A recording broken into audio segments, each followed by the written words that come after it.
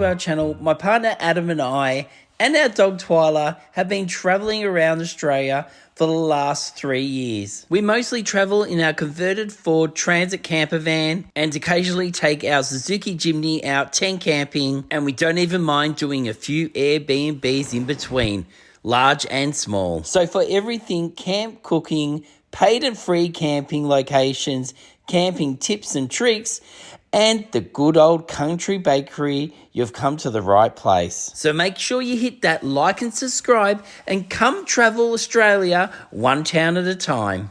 Now you know who we are, let's get back to the episode. Hey guys, welcome back to the channel. I'm King Dino, and on this episode we have Laura, Rob and Dusty, who's going to run off. I and Twyla's joining us. We're here to have a chat with you guys because they've just come back from their lap around Australia and we're doing a bit of a Q&A. Now we put it out to you to give us questions to ask these guys about their trip, and I've got a couple of questions myself. But first of all, welcome back guys. Thank you. Did you have a good time? Oh yes. This is awesome. Are you still married? Yeah, just. Good. That's good. That's a good start. That answers one of the questions. If you can survive reversing a caravan together, then you can survive it. They say that, don't they? Yeah. We had some close calls. Oh, well, we're going to find out all this juicy stuff. Plus, I've got a couple of questions up my sleeve, which you're going to have to stick around to the end. One being, what was their weekly budget? Yes, they did set themselves a budget. We'll find out if they stuck to that budget or if they blew it, and or did they come back early because they ran out of money. But stick around to the end to find out. So before we get into this episode, let me give you a little bit of back history about our friends Laura, Rob and their dog Dusty. About 2 years ago, we went with them to pick up their van that they were going to quit their jobs and travel around Australia. The van was called a quokka van, so Adam designed a wheel cover for the back of their van to celebrate this special occasion. Over the first year of them having the van, we did plenty of trips away to get them used to their van. They also tested out their cooking equipment and different things they'd picked up for their trip away. They had saved long and hard for this epic adventure around Australia and were lucky enough to see them off on their way. Now they're back from doing their lap around Australia. Let's sit down and find out everything you need to know. All right, our first question is from Michelle. She's got a few. I'm not going to be doing every single question. I've cut it down because some people wrote in the same question, but she wanted to know what route you did. Clockwise. Clockwise? Yeah, clockwise. So, Yeah. South Australia, West WA. Australia, Yeah. right Okay. over the top. Across. And did you mainly stick to the coast, you want to know? Yeah, that was always our plan, was to be, because we love the beach, so we always wanted to stay along the coast. We did detour to Kalgoorlie and we stopped in Mount Barker, and that was about it. That was it. And was that worth it doing that? Did you? It was, Kalgoorlie was Highly fantastic. recommend. Oh, nice. You get to see the super pit in Kalgoorlie. It's amazing. Absolutely. What is that? It's a super pit, so it's where they do the mining. And it's just is that where they have the big massive trucks with the wheels? And... Except they look like little ants. There's this whole apparently there's something like 20 times of Sydney Harbour. And you can take your dog to the super pit lookout. So they can't do the tours, but you can take your dog up Dusty there. was fascinating. As well. So And I think she had one other question. How long did your whole trip take? Well, how long did you do your trip in? Well, for us, it was From start to 10 finish. months. 10 months. 10 months start to finish. Yeah. You could maybe do it a bit longer if you wanted, but I think it was perfect for us. We kind of planned 12 months, 12 but we months, sort of come back just a bit earlier just to decompress and get jobs. If we had gone down to, say, Alice Springs to see Ayers Rock and all that, then it would have taken 12 months. But because we decided not to go all the way down, we shot across to Queensland. So, I think 10 months was about right. Was right, yeah. All right, now we've got the dogs under control. So we've got next questions from Rhonda V, and she was wondering how you held up. I'm looking at Rob because technically, we'll go into something later, but technically the Ute's Rob's, if you look at it like that, and the Caravan, was obviously both of your guys. And how did they go, and was there any breakages? There was one breakage, but overall the Ute handled fantastic. And what you? So I've got a Holden Colorado Z71, and it was just fantastic. Like, it towed beautifully. The Caravan, I think its ATM was 2.8 tonne, and it was just perfect. The two together, they just towed really well. The only time we probably struggled was when we were on the Nullarbor, but we were going against the wind. But we weren't really struggling, it's just that we used a lot of fuel because we were going against the wind. But apart from that... and the Caravan was perfect. Yeah, the Caravan was fantastic. Couldn't fault the van at all. Yeah. I think we have like brake assist and anti-sway, and all those things just made it a perfect trip. So no blowouts, no tyre blowouts. No tyre blowouts, which was fantastic. The only mechanical issue we had was, and I think it was on the Nullarbor, our brake assisted failed, but it was the connection between the car and the Caravan. So what happened was the car front brakes ended up taking all the pressure. So we actually ended up burning out the front brakes. So luckily for us, because it took a little bit of time to wear down, we managed to get the Esperance, and that's where we got them fixed. But by that stage, it was screaming at us. Oh, wow. So I woke everybody up in the caravan park in the morning when I went to take off to get them fixed. But yeah, got that fixed, and I had, from then on, I had a lot more better idea about the connection and what to look for. Obviously, a wire had come loose in my connection, and that's what caused all the trouble. So once I was onto that and I knew, from then on we really didn't have any problems. And how long did you have the van for before you went away, roughly? Was it 12 months, I think? 12 months? And how many, you did a few, you did a few trips with us. We did a few with you guys. We did a couple of hip camps. And you definitely recommend that before hitting the road for that long? You really do need to know your gear well before you take off. Know what it can do, what it can't do, and you'll learn as you go. And in the van, but you do need a little bit of time. Yeah, everything just needs to have a place. And then you we say that all the time now. Space, so everything needs a spot. And did you do a special course or something to be able to use it? Like, did you just go out there, wing it, and start driving your van? I'd never towed before, so it was really important that we did a towing course. And again, I highly recommend this. Even if someone you've done a little bit of towing, I would do the towing course, because they just give you some great tips. And the best thing was Laura did it as well, so that just in case if something happened, she was confident she could do it. She knew what to do, how to set it up. She could tow it, she could reverse it. So highly recommend. And it was towed in, was it Kilsyth? Yeah, Kilsyth. So if you're in Victoria, they were really good. The next question is from Chrysia J. And sorry if I'm pronouncing that wrong. I'm very good at pronouncing things wrong. That's what I do on this channel.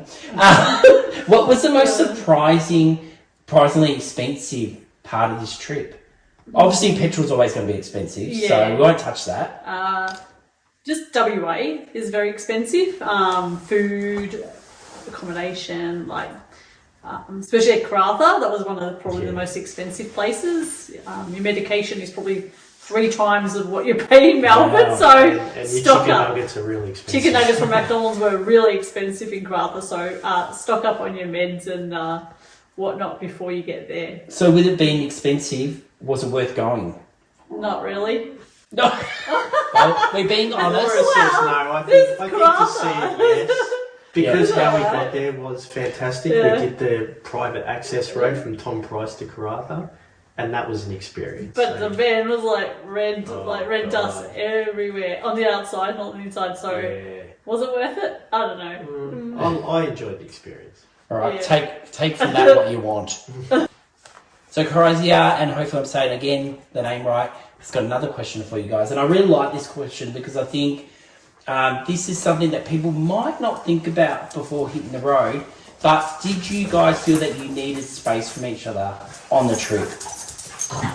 Now and then you do, but I felt like on this trip, we did have times where we could go for a walk, put your headphones on, or just get some space. Like you're out in the middle of nowhere sometimes, but you got so much space. So it's a small environment that we're in, but we did find time to do. Yeah, I did miss not having my own car. Yeah. And you my said when we independence met up with you in Cairns, and you said you were kind of missing your friends and that kind of thing. Yeah. And I suppose that's getting away. If your friends were there, you'd be getting away from Rob. Yeah. And you'd be going shopping. Yeah, and I know I could take Rob's car, but it's a big car. I'm used to driving a small car, so just have my little car. I did miss that, I think. Yeah. And one thing I did find that even when we went away on our weekends, most nights when we had some time up our sleeves and we weren't filming, Adam would ring Laura and Rob, and we'd be talking FaceTime to them. It was like we were together, weren't we? Yeah. And we'd spend an hour and a half. So that's a good way to get that bit of socialising in. Stay where connected. You got, stay connected. I think that really helped you a lot, being able to stay connected with you guys and some of our other friends as well. And to keep you on the road longer. Yeah. So you're not feeling that urge to come home and be homesick. And you do meet people, but you're staying a day here, 2 days there, so you it's don't hard to build relationships. really, like for us, we didn't really meet and stay connected with connected anyone. with It was sort of just passing by. So Next question is from Eloise, and she wanted to know what was the favourite part of your trip? I think the favourite part was going across the Nullarbor. I thought it was really special, really peaceful, beautiful, iconic, good experience. Yeah, it's one of those bucket list things. Absolutely. We were scared because obviously we'd never done it before, and then we met a family, and they were like, we were the same, but it was, and it was really good. We stayed at some roadhouses, free camped, and it was great. Awesome. Rob?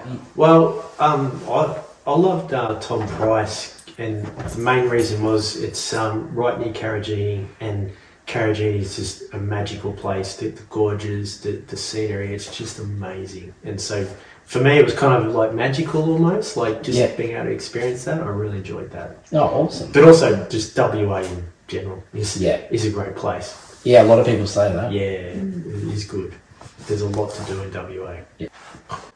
So the next question she had was, did you free camp more or pay camp more?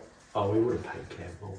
Yeah. Pay camp more? Yeah. And was there a reason why? Yeah. And that is? 2 reasons. Yeah. One was the heat. Yeah.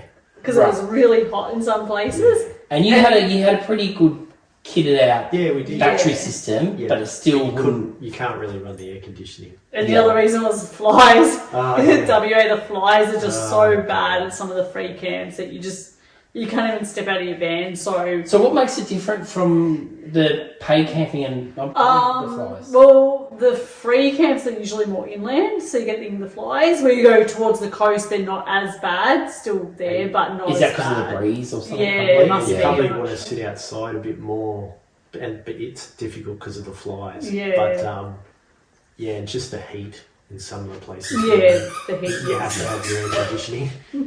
It looks like Dusty's grabbed Adams, another toilet. PGR, and they want to know, do you have any tips for those more remote areas? Is this one? Before we go somewhere remote, we'd always make sure that we would stock up on we'd probably do like some cooking and freeze it. And just have all the necessities, water, food, fuel. So water, fuel. Yeah, because there's Food sometimes it's 2 weeks before you get to another supermarket or a big supermarket. So you want to make sure that you've got everything, that you're not running out. So does that mean you used your freezer quite a bit? You utilised your freezer? Yeah. We use that, what's that thing called? The cryovac. Yeah. So that was we did do a little bit of that, because it gave us more storage. And was that more for freezing food or food that you've cooked and then you cryovacked it, or stuff just to keep it fresh? Well, or a bit of a mix? It was mix. It was also like the space because it would compress things. Oh, so my dim sims, I would cryovac them in a flat pack, so they'd fit in. Yeah. And then when easy, you yeah. unrelease it, do they come back up? No, to an no, old because dim sim, it wouldn't squash the dim sim and just take out the air. Oh, okay. So yeah, Gave you yeah. more space. Not that Okay. we lots of dim sims. But Well, there you go. From that question, we've got another tip. question done. Yeah, and a tip.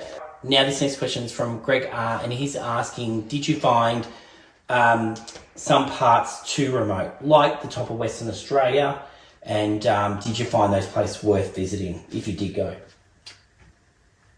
I wouldn't say too remote, because I mean they are remote, but we never felt like there were always places with people there and things for us to do. But I guess in saying that, we didn't really go off the beaten track too Not much. too much. We did stick to the bitumen mostly. Yeah. But obviously between Broome and Kununurra, there's not a lot in between. Yeah. And the couple of towns in between, Took you us don't about want to 4 stop days to there. get You through. just fill up and So they're more about go. just filling up and And going. you basically just, and it was remote, but there was always people, and we free camped most of that, and there was always people, there's a lot of people there, so you felt safe. Next, we've got a few questions from Carol. She was wanting to know, did you feel safe free camping? Yeah, we did. Like the whole trip, because I think while we were traveling, there was a lot of other people traveling at the same time. So even some of the most remote places, there were quite a few people traveling at the same time. I don't know. We never felt unsafe. I know that when we travel during the week, we go to places like, say, down in Victoria, and it's quiet. Yeah. And then on the weekends, it's busy. But doing the lap, did you find that it was even during the week, it was always people The around? free camps were always, especially Always. in WA, there was always someone So there. many people traveling. Yeah. doing With a lot of families, Yeah. kids. Yeah. Yeah. Older grey nomads, Yeah. young ones, rooftop tents, backpackers, like the lot. Big variety. Yeah, big variety. Yeah. We've got one more question from Carol, and Carol's been watching us for quite a while with her and her husband, Kim, and they have a few dogs, and they want to know, how'd you go with Dusty on your trip, and did you run into any problems? No, he was good.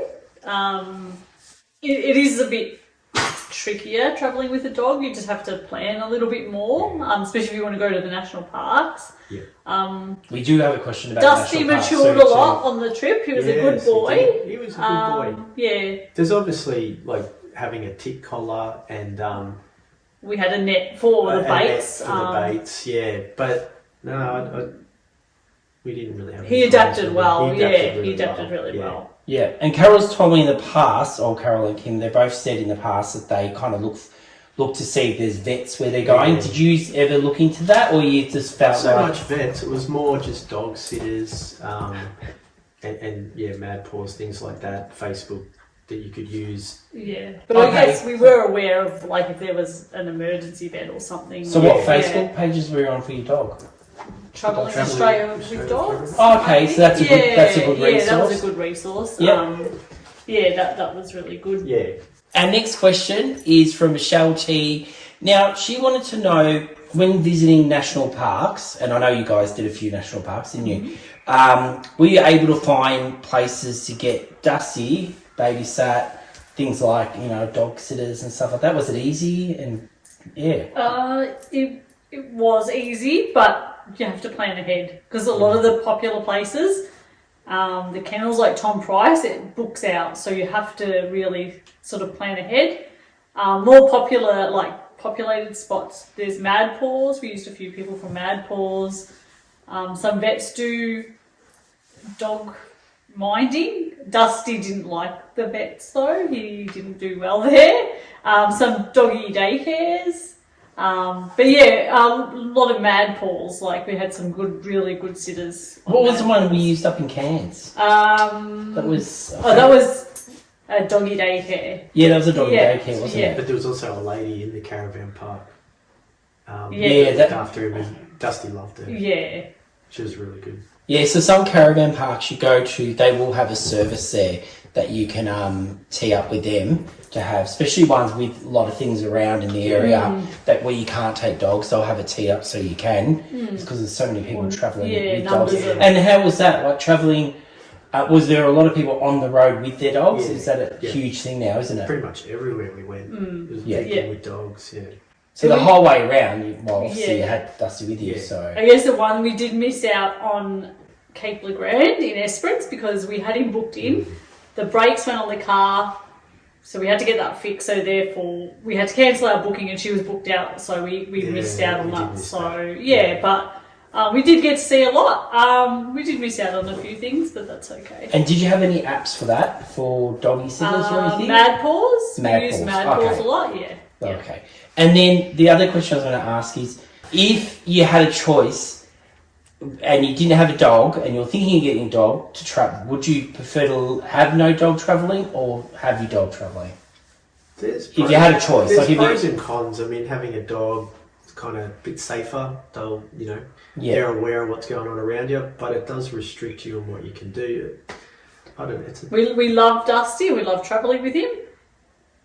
I wouldn't go out and buy a dog if you're just doing a lap and it's really hard. But I would never leave him at home either. I wouldn't. No, he's our baby, and he comes everywhere with us. So Do you know that Keep Doing It Adventures writes for Go RV Magazine, Australia's recreational vehicle magazine? Scan the QR code now to check out our monthly articles. Happy reading, guys. Our next question is from Paula R, and they're actually looking at buying a caravan. So they want to know what would be your top two things. So you can do one each if you want. Well, two each. Two things that you must have on your van. I would say an ensuite, because when it's pouring rain, you don't want to go out to the toilets. So definitely an ensuite. And the second, diesel heater, especially if you're in Victoria. If you know Laura, she loves. We did use that. Not a lot, but as we were coming down south more and it started getting colder, diesel heater. Yeah, sure. And Rob, what did you? For me, I'm going to say dust reduction unit, especially when you're going off road a little bit. That worked absolutely fantastic for us. And in the hotter climate, you do need an air conditioning, so air conditioner. But I'll throw in another one. If you're going off grid, a good battery system to be able to run everything else. Probably not the air conditioning, but everything else. Yeah. So, okay, our next question's from Ariane V. Hopefully I've said that properly. Now, guys, do you find that you're missing your different backyards, waking up to different places every day? Yes. That was pretty cool.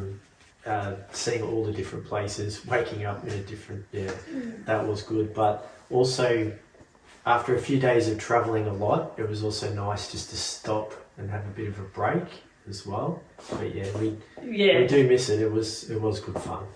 Yeah, because you've only been back, 2 weeks now? 2 weeks, yeah. And it's too cold in Melbourne, so Yeah. we are missing the warmer weather as well, and the scenery, All right, the next person that sent in a question was Creative22.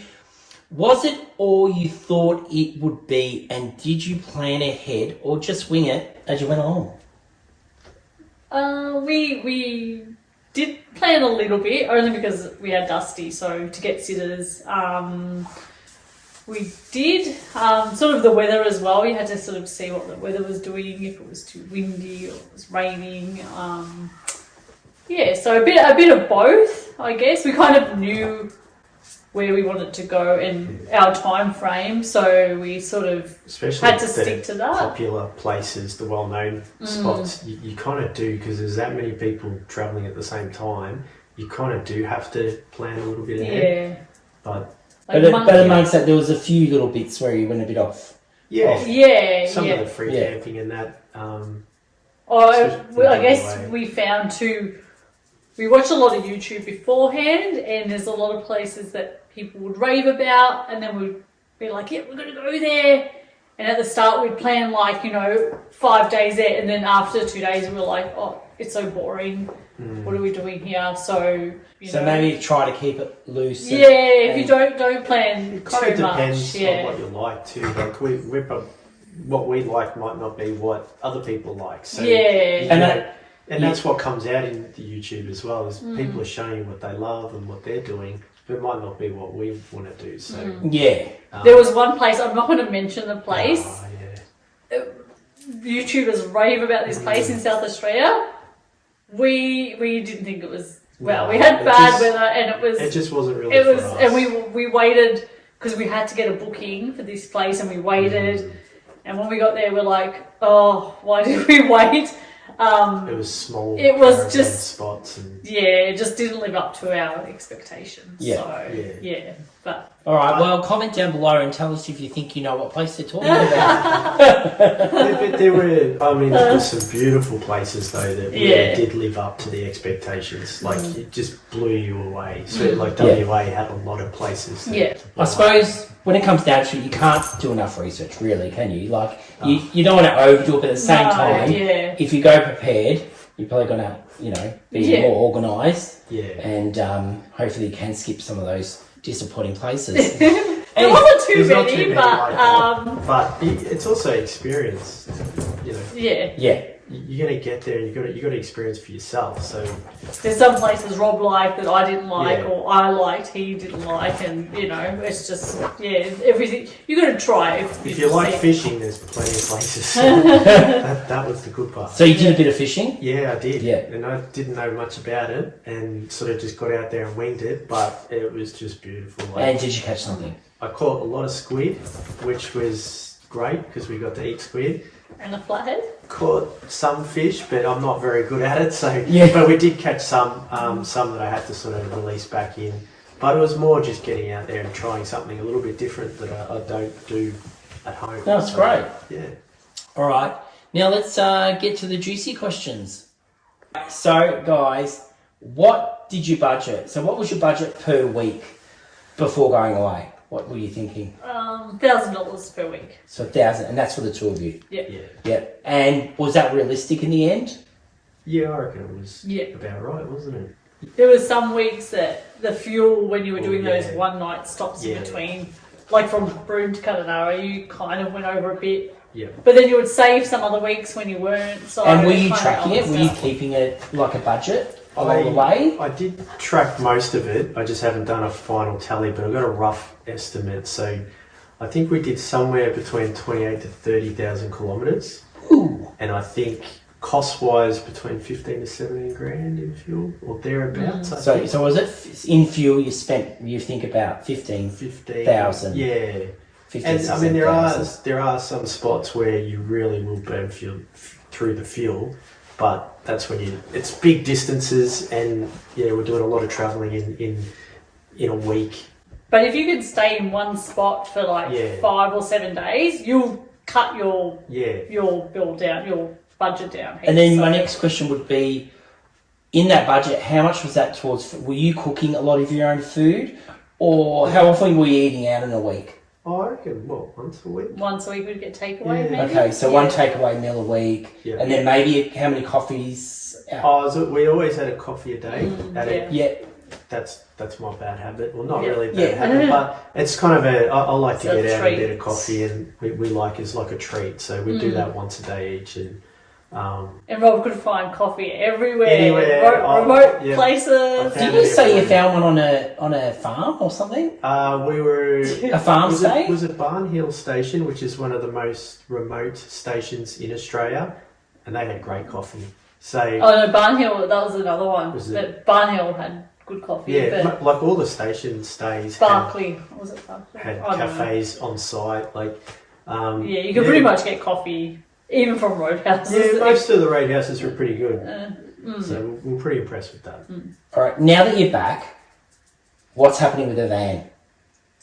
The van's gone bye-bye. Oh, it's sold. It's So you've been back sold. 2 weeks, Yeah. and did you have it up for advertising on the way home, or did you just get home and sell it? Like what? Yeah. I think it was up about maybe a week before we got home, maybe, and then we got a young guy in Albury wanted to buy it, and so we took it up. The to Crocker him. van is gone. Did you keep your wheel cover? Yes, we got the wheel cover. Yeah. Oh, very good.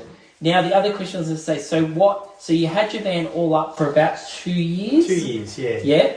And then what was how much did you lose on your van? Just a bit, like what? what you paid to. We probably 15. About 15 grand. So you lost 15 grand in 2 years. Which maybe we could have got more, but we were it kind of our time frame, and we wanted to do it before we sort of got ourselves settled and got jobs. But it was also, it's a big asset having sitting around doing nothing. And also, we had nowhere to store it. we don't know where to store it. It'll cost money for storage, and so it just kind of for this time it was perfect for us. And I thought whoever's getting it is only getting a 2-year-old caravan. It's proven around Australia. It's held up really well. So they've got a great van, and we walk out of it not too far out. And they've even got a walkthrough video that we filmed on King Dino's Adventures that they can go back and watch. And that's exactly what the person did. Oh, there you go. So if you do want to check out that episode, we will put it at the end so you can see the van these guys travelled in around Australia, and we might pop on another episode of going away with these guys in, we used to call it, well, it was called the Quokka van. Yeah, it was. And then Adam designed a wall cover that had all the Quokkas, them as characters, with Dusty as one of them it was on the fantastic. back. He did such a good job. But we love the van, and we really adjusted to living in the van. We really enjoyed it. And it's something that we will do again. It's just, we'll probably take it maybe a couple of years before we do something like that, or something similar. I don't know. I'll just go to this question just really briefly. But so leaving your job, so you quit your jobs to go on this trip. How apprehensive were you about that? Was that something that you kind of okay, because you both were in trades that you could get probably jobs? To be honest, I was more nervous starting a new job than quitting the old job. Okay, that was the bit, but that really didn't worry me. I don't think it worried Laura either. No, that was okay. Kind of it was an end of a chapter, and now it's the beginning of another chapter. And then the big question is, you've been back 2 weeks, you sold the van. I'm going to tell everyone, you got a new car. I got a new car. Yeah. Do you have jobs? Yep. Yes, we do. Well, we haven't started yet, but we do have jobs. So wow, now that's quick moving. We moved, sold the van. Yeah. Bought a car, got jobs. Yeah. We've done a lot. Awesome. Yeah.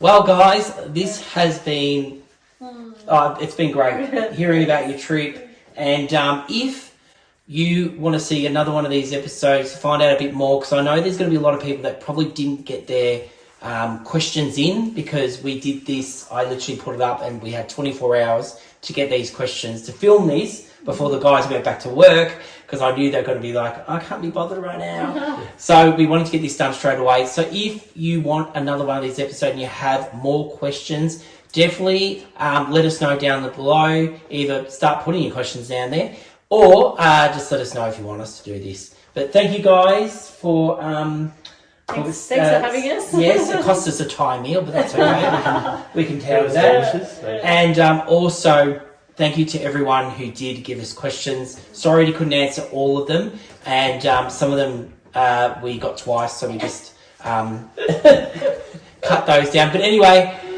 until next Sunday at 5 p.m, we will see you then. Thanks, guys. Bye. See you then. Bye.